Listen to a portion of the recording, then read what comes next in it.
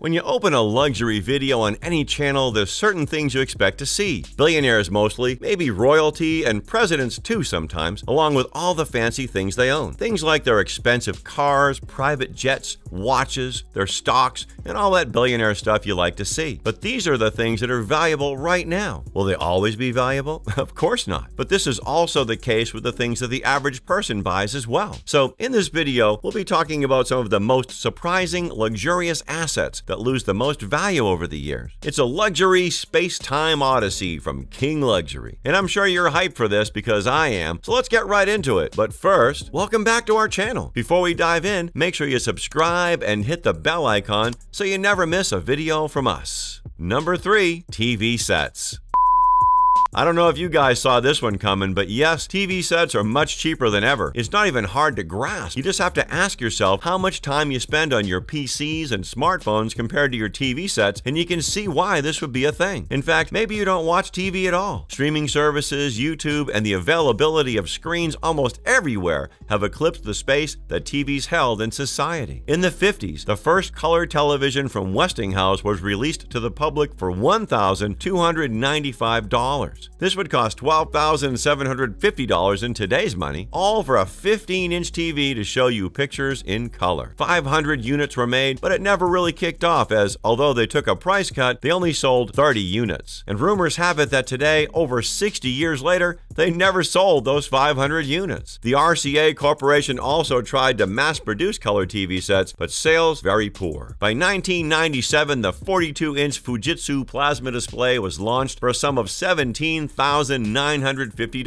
equivalent to $29,600 today. This gives the plasma TV a price per square inch of $33. By 2005, you could get the same screen size from Toshiba for $4,500, $6,000 today, and almost $7 per square inch. Today, you could get a 65-inch LG CX OLED for $2,499. $1.18 per square inch, almost $1 per square inch. To be honest, you could even get it for cheaper at other stores. This is a smart 4K Ultra HD HDR OLED TV with Google Assistant, Alexa, as well as compatibility with Netflix, Disney+, YouTube, Apple TV, Prime Video, and more. When you compare that with the $12,000 you had to spend on a Westinghouse, it's humbling. Number 2. Cars. Now, cars don't get devalued in the same way as television sets have done over the years. When controlling for inflation, the prices of cars are pretty much the same over the years, although the technology has improved dramatically. It's still as luxurious as ever. However, some of you must have heard the saying that a car begins to lose value once you drive off the dealer's lot. This is true, and we'll be looking at the cars forecasted to be devalued the most. The process of calculating the valuation,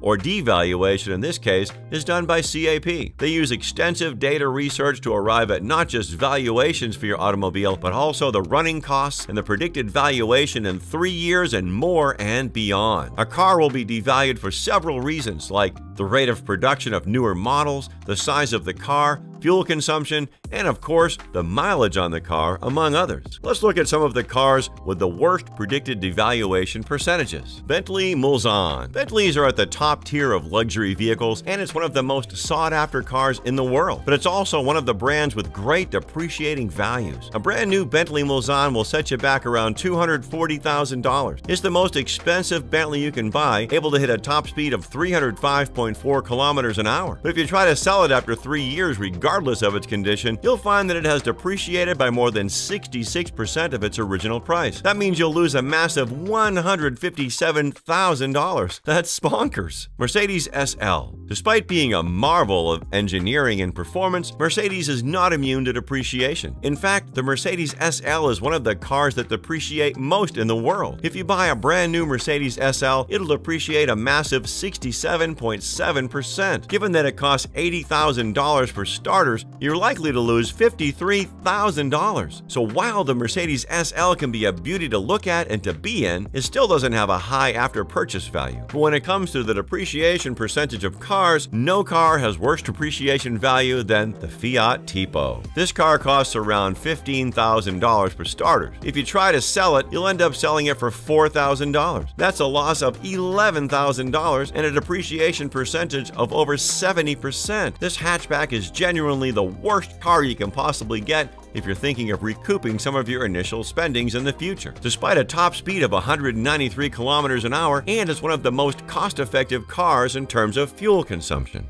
Number 1. Yachts and jets. Away from cars, other vehicles also have a high depreciation value. Maybe because they're infinitely more expensive, but yachts and jets tend to hold their values far longer than cars. But over the course of 10 years, which do you think would be able to keep more of its value? A yacht or a jet? If you chose a yacht, you'd be right, because over a period of 10 years, ships tend to retain up to 73% of their value, while jets lose way more. And most of the loss of value is because of poor maintenance. Now, we're going to take a look at the worst depreciating yachts and jets and tell you exactly how much they'd set you back if you're selling after 10 years. G200. The Gulfstream 200 stands right there at the top with its peers in terms of providing comfort. It's a sleek 8-passenger aircraft that can be crewed by 2 people with a cruise speed of 459 kts or 528 mph. Getting one costs $3,500,000, but it has a 10-year depreciation value of 69%, retaining only 31% of its value. Terrible if you ask me, but I'm sure anyone rich enough to own one can always sell it off and get another without being too set back by the 7-figure loss. Beneteau Oceanus 55 series. You know how people get rich and the first thing they do is go sailing and take great pictures and videos on a luxury yacht? Well, this is that luxury yacht. Equipped with an electric swim platform, an exquisite mainsail arch and mast position, this sailing yacht is a fantastic example of master craftsmanship. Its interior is simply stunning, and there are areas to relax and bask in the sun. This yacht is, simply put, stunning, and it costs $550,000. Over the course of 10 years, the Beneteau Oceanus 55 series has a constant depreciation value of $150,000. That's $15,000 per year, retaining around 73% of its value. And this is one of the worst depreciating boats. The retained value might be mainly because it's in demand by people who just got rich and want to take pictures and make videos on a yacht. Saving the worst for last, let's take a look at the Learjet 60XR. The Bombardier Learjet 60XR is a cutting-edge aircraft masterpiece. With the sleekest of designs both on the exterior and interior, this jet is a 9-passenger piece of flying heaven, albeit an expensive piece of heaven. This jet costs $14 million, or $3,850 per hour when it's being chartered. But it also has the worst depreciation value of 26%. That's a 74% depreciation